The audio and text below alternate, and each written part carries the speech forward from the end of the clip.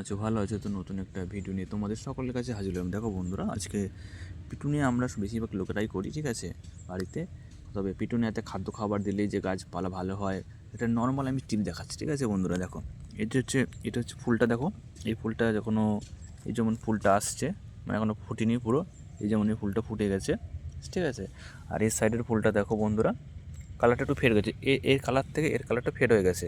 তার থেকে বড় কথা হচ্ছে এই যে এইগুলোর কালারগুলো আরও ফেড হয়ে যাচ্ছে, ঠিক আছে, তাই তো বন্ধুরা। আর এই দেখো, এই যে এই কালারটা ফেড হয়ে গিয়ে ফুলটা নষ্ট হয়ে যাচ্ছে, ঠিক আছে, মানে শুকিয়ে যাচ্ছে, ঠিক আছে। এবার কী হবে, যে গাছ সবসময় পরিষ্কার পরিচ্ছন্ন রাখতে হবে বন্ধুরা, ঠিক আছে।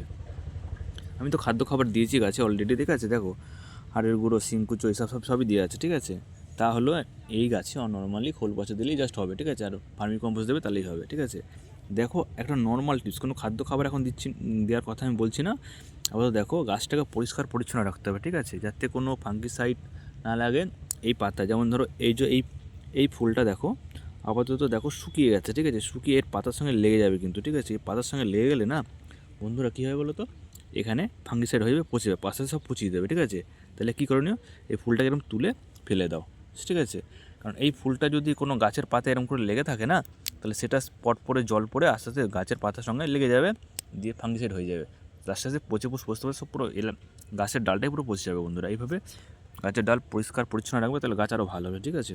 আর আমার ভিডিওটা যদি ভালো লেগে থাকে অতি অবশ্যই লাইক করবে, শেয়ার করবে এবং কমেন্ট করবে।